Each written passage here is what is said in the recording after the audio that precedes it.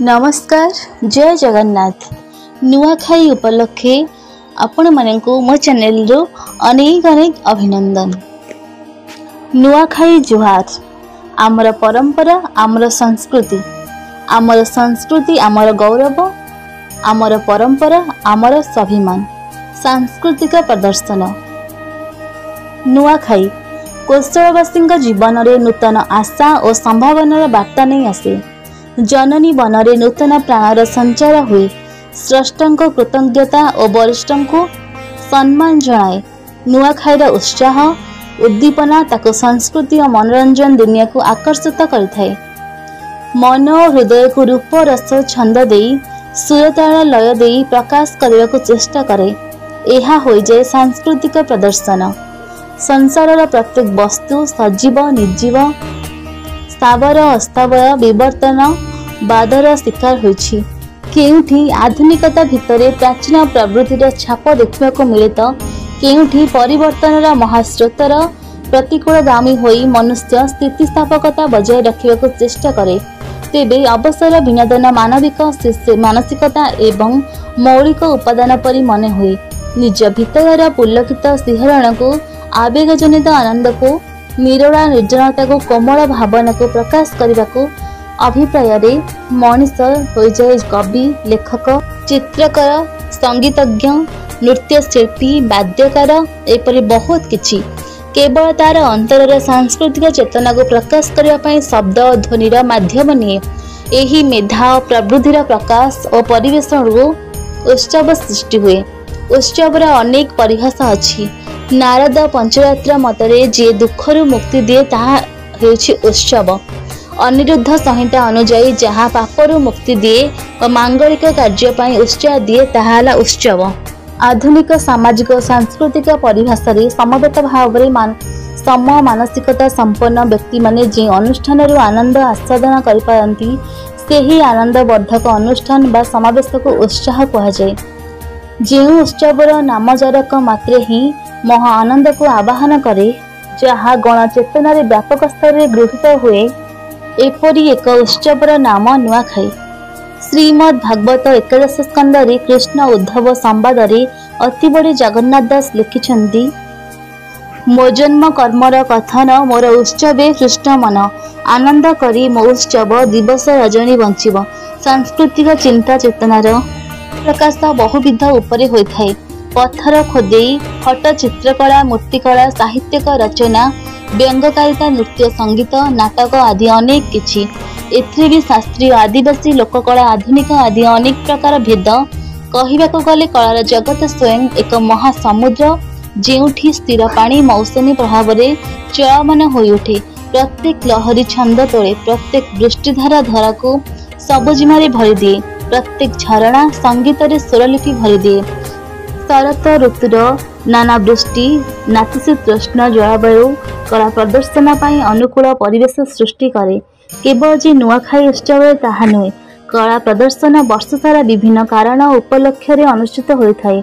कोशलर लोक सांस्कृतिक एही वैशिष्ट्य जे प्रबल सामाजिक परिवर्तन मध्य स्थानीय मौलिक लोके कला लोकगीत लोकनृत्यर अस्तित्व बंची रही एवं पृष्ठपोषकता पाइले आहुरी समृद्ध विकासशील होइछि। आमर प्राचीन ऐतिह्य को उजागर करि देछि। पश्चिम ओडिशार लोककलार विश्व प्रसिद्ध अछि। लोकप्रियतार ओडिशार विभिन्न आंचलिक कला ठारू कौनसी भाव कम नुहे। भारतर सब प्रदेश रे लोके महोत्सव रे कला प्रदर्शन करी पश्चिम ओडिशार कलाकार माने उच्च प्रशंसित होइछन्ति। मनीष निजर प्रखर बुद्धि और बाक शक्ति जोगु ही समस्त जीवजगत ठारू भिन्न तथा सर्वश्रेष्ठ भाव में परिगणित। एथिपाई अन्य जीव भली सर्वनिम्न आवश्यकता संतुष्ट हो रही। सबुबले निजर जीवन शैली उन्नति आनिबा संगे संगे प्रकृति सहित मध्य अंतरंग हो रहिबाकु चाहे। आधुनिक सभ्यतार चाकचक्य आकर्षित हो तार समस्त सुविधा सुजोग उपभोग करने संगे निज गाँ माटी मनीष जल जमी जंगल को मध्य आवरी रखा चाहे। यही आमायिक संपर्क ही विकसित करे उच्च मानविकता परिमार्जित संस्कृति प्रभावशाली साहित्य तथा उत्कृष्ट कला आदि। राज उआसर माटी झाटी कुड़िया जाए ए सब अच्छी यारे स्थिति और माधुर्य।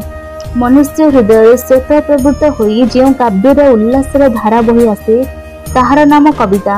मुहरे गाई उठिले एवं मुहरु मुख को संप्रसारित हेले से हुए लोकगीत। लिपिबद्ध करी साहित्यिक धारा रे पड़ले से हुए काव्य कविता।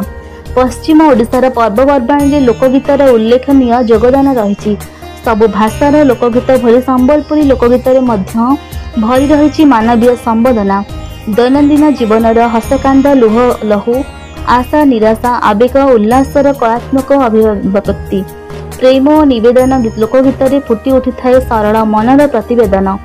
सुर लालित्य अतुलनीय। एथिपाई बंची रही समय अळंध भितर लोककविर मनस्तात्विक विश्लेषण और सौंदर्य भित्तिक अनुशीलन मध्य एक सूक्ष्म स्थिरकता भावी तिष्ठि रहे। जीवन मुखरित हो जाए, स्वर काकड़ीय हो जाए।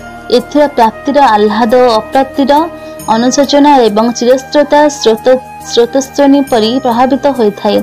संबलपुरी लोकगीत जहाँ कौशल सीमा सरहद पारी होई दूरदूरांतर देश जनपद रसग्राही श्रोता मानक आनंद देछि। अनेक रूपरे परिवेशित होता है। जदिओ संस्पर्श तफसिल देवा संभवपर नुहे, तेबे केतोटी मुख्य प्रकार भेद दियागला। एमानंक मध्य सर्वजन प्रिय डालखाई गीत और नृत्य जार ताल लय दर्शक झुमी जाती।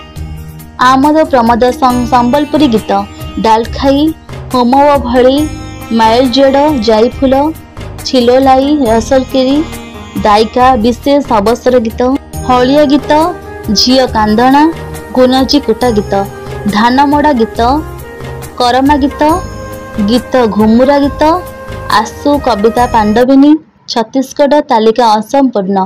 प्रत्येक प्रकार गीतर अवसर वाद्ययंत्र नारी व पुरुष गायकों कंठदान अलग प्रकार। ए सब गीत गुड़िक अधिकांश पारंपरिक जार स्रष्टांक नाम काल अज्ञात। एवं नूतन गीत गुड़िक रचना करी आकाशवाणी और दूरदर्शन अन्यान्य मनोरंजन चैनल प्रसारित होईछि। ओडिसी नृत्यर सर्वमान्य गुरु पद्मभूषण डॉक्टर केळुचरण महापात्र द्वारा परिकल्पित और निर्देशित देवी भरणी नाम एक नृत्य श्रृंखला माँ समलेई प्रति समर्पित।